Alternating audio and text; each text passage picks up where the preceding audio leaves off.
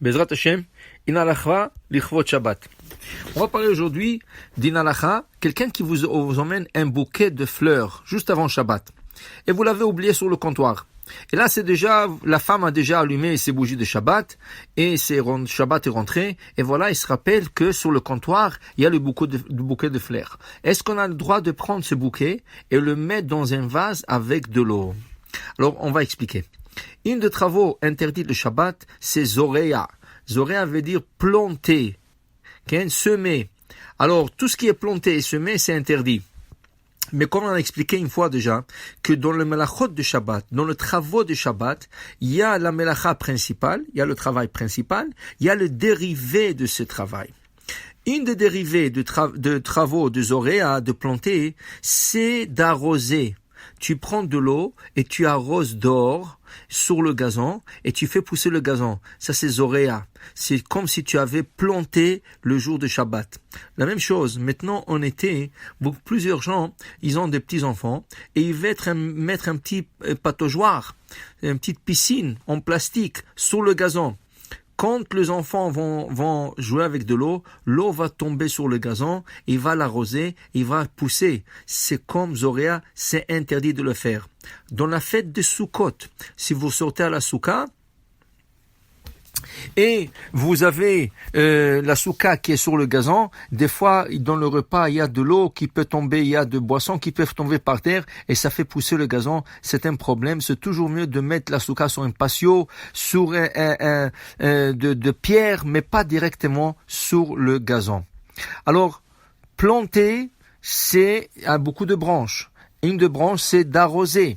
Alors maintenant, est-ce que c'est considéré arrosé si je prends le bouquet de fleurs et je le mets dans l'eau? Est-ce que c'est comme si je l'avais arrosé?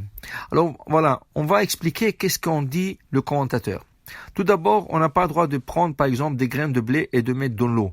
Ou plutôt, il y a des enfants qui aiment jouer avec le noyau d'avocat et ils le mettent sur 4 clous ou 4 bâtons ou 4 cure-dents et ils le mettent dans l'eau. Ça fait pousser des racines. Faire pousser des racines, c'est exactement comme planter. Alors maintenant, dit le Rashba, un de Rishonim, il dit ici, lui, il parle de feuilles, de branches de myrte, hadassim. Il dit ici, il est permis de prendre des hadassim et le mettre dans l'eau. Pourquoi? Dit le Rashba, parce que tu ne les fais pas pousser. Tu aides que ça fane pas. Tu aides que ça périt pas. Alors dans ce cas, c'est pas considéré Zoréa. C'est rien que maintenir. Maintenir, il n'y a pas de problème de Zoréa, de plantation. Alors vient le Rama de Shulchan Aruch dans le chapitre 336, 11, et il dit comme ça. Il dit que oui, tu peux mettre des branches dans l'eau parce qu'ils s'ouvrent pas, ils se maintiennent seulement, mais des fleurs qui sont fermées et en mettant dans l'eau, ils vont s'ouvrir. Là, ça c'est considéré comme une nouvelle chose. C'est comme si tu les avais plantées, c'est comme si tu les avais arrosées et c'est comme s'ils avaient poussé. Dans ce cas, c'est interdit de le faire. Le Maharikash, il y avait Rabbi Yaakov Castro qui vivait en Égypte au temps du Shulchan Aruch. Il dit non, c'est pas planté, c'est rien que ça s'ouvre. Alors, c'était mahloket. Est-ce qu'on peut mettre de fleurs dans l'eau quand ils vont s'ouvrir? Halakha en actuel, le Rav Ovadia Yosef dit, comme c'est une discussion, alors dans ce cas, on n'a pas le droit de mettre dans l'eau de fleurs qui sont fermées. Si vous voyez le rose, elles sont ouvertes, ou n'importe quelle autre fleur, bouquet de fleurs que vous avez reçu, et peut-être il y a rien que des branches ou quoi que ce soit, et c'est tout ouvert, il n'y a pas de problème. Vous pouvez mettre dans l'eau le Shabbat, prenez un vase, vous mettez de l'eau, vous mettez les fleurs. Pourquoi? C'est rien que maintenir, et il n'y a pas de problème.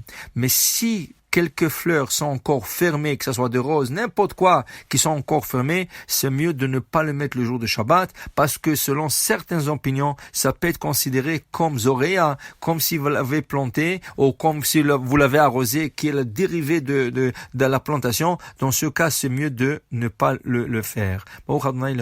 Amen ve Amen.